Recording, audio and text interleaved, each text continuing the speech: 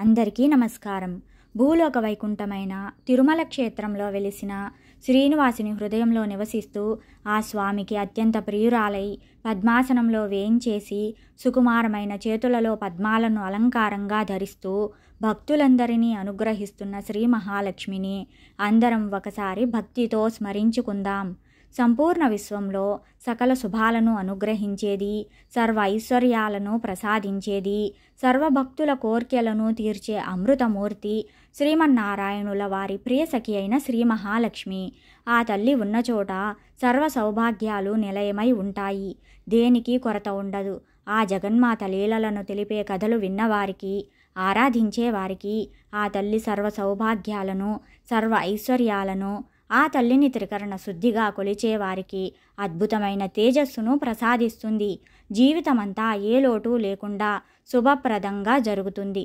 ముందుగా అందరూ అమ్మవారి జననానికి సంబంధించిన ఒక పురాణ గాథను శ్రద్ధగా వినాలి. బ్రహ్మదేవుని మానసపుత్రులలో భృగు మహర్షి మొదటివాడు.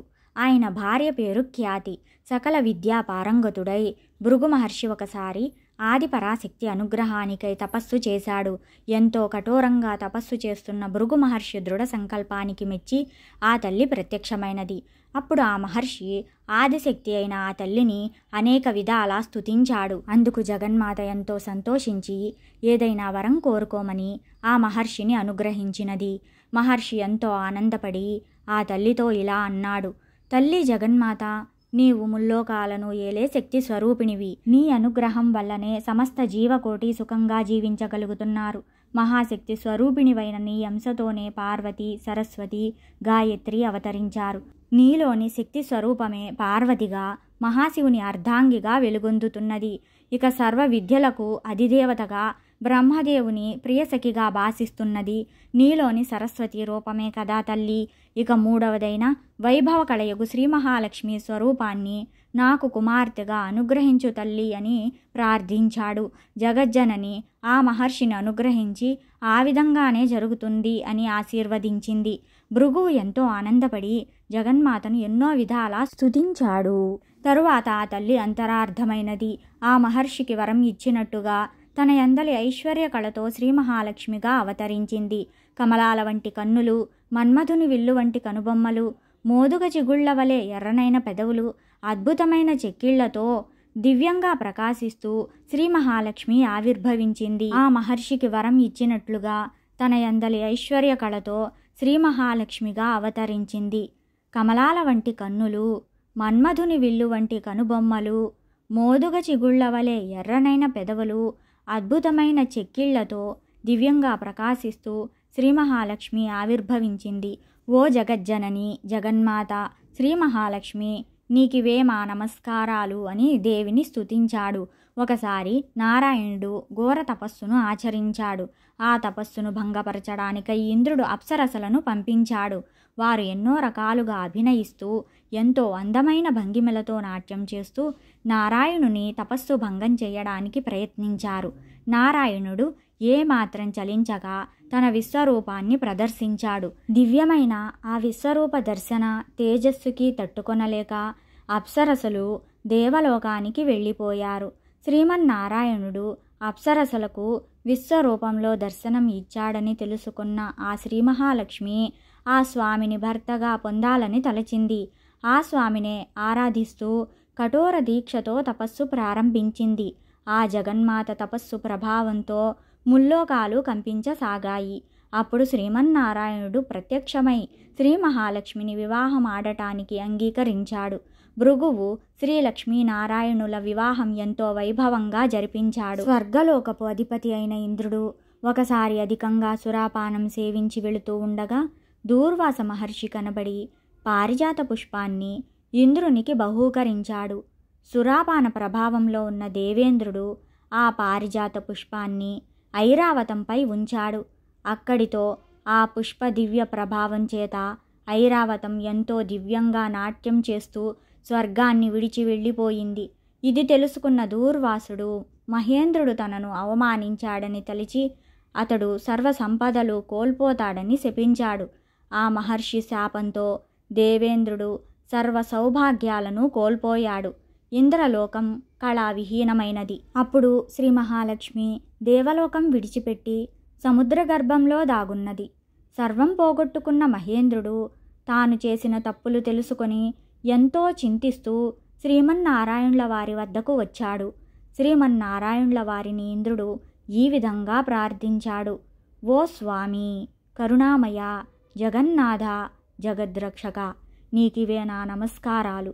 ఇంద్రలోకపు భోగభాగ్యాలను అనుభవిస్తూ అప్సరసల నాట్యాలతో సురాపానంతో ఒళ్ళు మరచి దూర్వాస మహర్షి ఆగ్రహానికి లోనైనాను. ఆ మహర్షి శాపంతో సర్వ సౌభాగ్యాలను కోల్పోయాను. ఇంద్రలోకం కళావిహీనంగా తయారయింది. దయచేసి నన్ను అనుగ్రహించి తిరిగి పూర్వ వైభవం వచ్చేలా కరుణించవలసింది జనార్దన జగత్ప్రభు. నాకు నీవే దిక్కు, అన్యదా శరణం నాస్తి, త్వమేవ శరణం మమ అని వేడుకున్నాడు. అప్పుడు దయాసాగరుడైన శ్రీమన్నారాయణుల వారు మహేంద్రుని దీన స్థితిని గ్రహించి అతడితో ఇలా అన్నారు. ఓ ఇంద్ర, నీవు చింతించకు. శ్రీ మహాలక్ష్మి ప్రస్తుతం సముద్ర గర్భంలో ఉన్నది. కొంతకాలం తరువాత దేవదానవుల సముద్ర మదనంలో ఆమె నా చెంతకు రాగలదు. అప్పుడు నీ పూర్వ వైభవం తప్పక చేకూరుతుంది అని అన్నాడు. దేవేంద్రుడు శ్రీమన్నారాయణుల వారికి నమస్కరించి సెలవు తీసుకొని ఇంద్రలోకానికి వెళ్ళిపోయాడు. కొంతకాలానికి దేవుళ్ళు, రాక్షసులు అమృతం కోసమై సముద్రాన్ని చిలకడానికి సంకల్పించారు. వారందరూ కలిసి శ్రీమన్నారాయణుల వారి వద్దకు వచ్చి సముద్ర మదనంలో తమకు సహకరించవలసిందిగా ప్రార్థించారు. శ్రీమన్నారాయణుల వారు వారితో సర్పరాజైన వాసుకి తోడుగా చేసుకుని మందర పర్వతంతో సముద్రాన్ని చిలకమని చెప్పాడు. దేవుళ్ళు, రాక్షసులు ఆ విధంగానే చేసి సముద్ర మథనాన్ని ప్రారంభించారు. అప్పుడు సముద్రం నుండి దివ్య తేజస్సుతో ప్రకాశిస్తూ కామధేనువు ఉద్భవించింది. కామధేనువును వశిష్ఠ మహర్షుల వారు స్వీకరించారు. తర్వాత సముద్ర మదనం నుండి దివ్యాశ్వం అవతరించింది. దానిని బలిచక్రవర్తి స్వీకరించాడు. దేవదానవులిద్దరూ ఇంకా తీవ్రంగా సముద్రాన్ని మదించగా అందులో నుండి ఐరావతము, కల్పవృక్షము, పారిజాతము ఉద్భవించాయి. మహేంద్రుడు వీటిని తీసుకున్నాడు. అటు తరువాత ఒక్కసారిగా వాతావరణం అంతా చల్లగా మారిపోయింది. సుగంధ పరిమళాలతో గాలి చల్లగా వీస్తున్నది. దేవకన్యలందరూ అద్భుతంగా గానం చేయసాగారు. ఆ శుభ సమయంలో సముద్ర గర్భం నుండి దివ్య తేజస్సుతో వెలిగిపోతూ శ్రీ మహాలక్ష్మి ఆవిర్భవించింది. ఆమె సౌందర్యానికి దేవదానవులందరూ ఆశ్చర్యపోయారు. ఎవరి నోట మాట రాలేదు. అప్పుడు క్షీర సముద్ర రాజతనయ ఆ శ్రీ మహావిష్ణువును సమీపించి స్వామివారి మెడలో పూలమాల వేసింది. శ్రీమన్నారాయణుల వారు శ్రీ మహాలక్ష్మిని అర్ధాంగిగా స్వీకరించాడు. బ్రహ్మాది దేవతలందరూ ఎంతో సంతోషించారు. ఆకాశం నుంచి పూలవర్షం కురిసింది. శ్రీలక్ష్మీనారాయణులను దర్శించిన వారందరి భాగ్యం ఏమని చెప్పెదము? సర్వజీవుల హృదయాంతరాలలో అంతర్యామి స్వరూపంలో ఉంటూ సర్వజీవుల శుభాన్ని, సుఖాన్ని చూసే నారాయణుడు సర్వజీవకోటిని ఆప్యాయంగా అనురాగంతో అనుగ్రహించే జగన్మాత శ్రీ మహాలక్ష్మిల దర్శన భాగ్యంతో అందరూ ఎంతో సంతోషించారు. ఆ జగన్మాతను నమ్ముకున్న వారికి అమ్మవారు చేసే లీలలను గురించి ఇప్పుడు ఈ కథలో తెలుసుకుందాం. అమ్మవారు చేసే ఈ లీలలను తెలుసుకున్న వారికి అమ్మవారి అనుగ్రహం తప్పక కలుగుతుంది. పూర్వకాలంలో అవంతి నగరంలో ధర్మయ్య, శ్యామల అనే దంపతులు ఉండేవారు. ధర్మయ్య వడ్రంగి పని చేసుకుంటూ జీవితం గడిపేవాడు. ఆ దంపతులకు 3 కుమార్తెలు. 1 సంవత్సరం కరువు కాటకాలు వచ్చి ధర్మయ్యకు పని దొరకక ఇల్లు గడవడానికి చాలా కష్టపడ్డాడు. ఆ తరువాత సంవత్సరం కూడా కరువుతో దేశమంతా అల్లాడిపోయింది. ప్రజలందరూ తిండి గింజలు దొరకక నానా ఇబ్బంది పడ్డారు. ధర్మయ్య పరిస్థితి మరీ దారుణంగా ఉన్నది.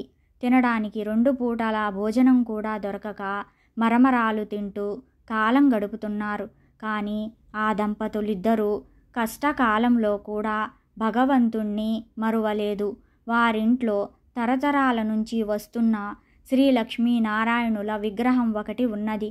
ఆ విగ్రహాన్ని రోజు భక్తి శ్రద్ధలతో పూజించేవారు. రోజు ఏదో ఒక పదార్థం తప్పక నైవేద్యం పెట్టేవారు. అయితే 2 సంవత్సరాల నుండి కరువు వల్ల ఇంట్లో ఏ పదార్థము లేకపోవటం చేత ఇంటి ఆవరణలోని తులసి మొక్క నుంచి ఒక దళాన్ని శ్రీమన్నారాయణులకు భక్తితో కనులకద్దుకొని సమర్పించేవారు. రోజులు ఇలా గడుస్తూ ఉండగా ఒకరోజు రాత్రి 10 గంటల సమయంలో తలుపు తట్టిన శబ్దం అయింది. ఈ వేళలో ఎవరు వచ్చి ఉంటారా అని ఆలోచిస్తూ తలుపు తీసిన ధర్మయ్య దంపతులకు మధ్య వయస్కురాలైన ఒక ముత్తైదువ కనిపించింది. ఆమెలో ఏదో దివ్య తేజస్సు గోచరించింది. ఇంత రాత్రివేళ ఇలా ఒంటరిగా వచ్చిన ఈమె ఎవరై ఉంటుందా అని తలుస్తూ ఉండగా ఆమె వీరితో ఇలా అన్నది. నాయనా, నేను పొరుగు ఊరి నుండి మా ఊరు వెళుతూ దారి తప్పి ఇటుగా వచ్చాను. రాత్రి కావడంతో త్రోవ సరిగా తెలియడం లేదు. ఈ రాత్రి మీ ఇంట్లోనే విశ్రాంతి తీసుకుని తిరిగి ఉదయాన్నే వెళ్ళిపోతాను అన్నది. అప్పుడు ఆ దంపతులిద్దరూ ఆమెను లోపలికి రమ్మని ఆహ్వానించారు. అతిథి భగవంతుడితో సమానమంటారు కదా. కానీ ఆమెకివ్వడానికి ఇంట్లో ఏమీ కనిపించలేదు. కాసిని మంచినీళ్లు మాత్రమే ఇచ్చారు. ఇంట్లో పడుకోవడానికి ఒక చాప మాత్రమే ఉంది. ఆ చాపనే ఆమెకు ఇచ్చారు. ఆ రాత్రి ఆమె ఆ చాపపైనే నిద్రించింది. తెల్లవారగానే లేచి తిరిగి వెళ్ళడానికి సిద్ధమైనది. అప్పుడు ఆ దంపతులు ఆమెతో ఇలా అన్నారు. తల్లి, నీవు తేజస్సులో సాక్షాత్తు జగన్మాత శ్రీ మహాలక్ష్మిలా ఉన్నావు. నిన్ను వట్టి చేతులతో పంపుతున్నందుకు ఎంతో బాధగా ఉన్నది అన్నారు. అప్పుడు ఆమె, ఓ దంపతులారా, మీరు చింతించవలదు. మీ ఇంట ఉండడానికి ఒప్పుకున్నారు, అదే చాలు అని అన్నది. అప్పుడు శ్యామలమ్మ ఆమెకు బొట్టు పెట్టి పంపించింది. ఆమె వెళ్ళిన తరువాత కాసేపటికి ఇంట్లో ఏదో చప్పుడు వినిపించింది. ఏమిటా అని ఇల్లంతా చూడగా శ్రీ లక్ష్మీనారాయణుల విగ్రహం వద్ద నుంచి శబ్దం వస్తున్నట్లుగా వారు గమనించారు. అక్కడ కొన్ని బంగారు నాణేలు పడి ఉన్నాయి. అప్పుడు వారికి జరిగిందంతా అర్థమైనది. రాత్రి తమ ఇంటికి వచ్చింది మరెవరో కాదు, సాక్షాత్తు జగన్మాత శ్రీ మహాలక్ష్మియే. ఆ తల్లికి తామేమి ఇవ్వలేకపోయామే, కనీసం తగిన వసతి కూడా కల్పించలేకపోయామే అని బాధపడ్డారు. ఆ తల్లిని అనేక విధాల స్తుతించారు. శ్రీ మహాలక్ష్మి అనుగ్రహం కలిగిన ఆ కుటుంబము ఆ ధనంతో పిల్లల పెళ్ళిళ్ళు ఘనంగా జరిపించారు. జీవించినంతకాలం సుఖంగా జీవించి ఎన్నో సత్కార్యాలు చేసి చివరికి ముక్తిని పొందారు. దీపం లక్ష్మీ స్వరూపం. ధర్మయ్య దంపతులు రోజు శ్రీ లక్ష్మీనారాయణుల విగ్రహం వద్ద దీపం వెలిగించేవారు. ఎంతటి కష్ట సమయంలోనైనా దీపారాధన మాత్రం మానలేదు. అందువలనే శ్రీ మహాలక్ష్మి ఎంతో సంతోషించి వారిని అనుగ్రహించింది. దీపం జ్ఞాన స్వరూపం, దీపం ఐశ్వర్య స్వరూపం. దీపం ఉన్న చోట శ్రీ మహాలక్ష్మి చిరునవ్వుతో ఉంటుంది. ఎవరైతే నిత్యం దీపారాధన చేస్తారో వారు సిరి సంపదలతో తులతూగుతారు. దేనికి లోటు ఉండదు. ధనధాన్యాలు సమృద్ధిగా ఉంటాయి.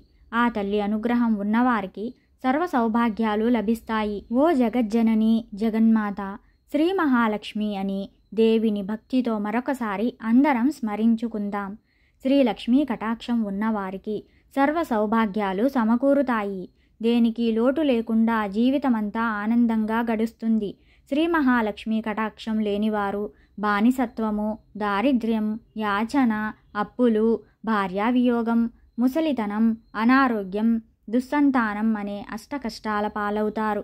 సర్వమంగళప్రదాయిని అయిన జగన్మాత శ్రీ మహాలక్ష్మిని అర్చించిన వారికి దాసదాసీ జనం, పుత్రులు, మిత్రులు, బంధువులు, ఆరోగ్యం, ధనం, ధాన్యం, వాహనం అనే అష్టైశ్వర్యాలు లభిస్తాయి.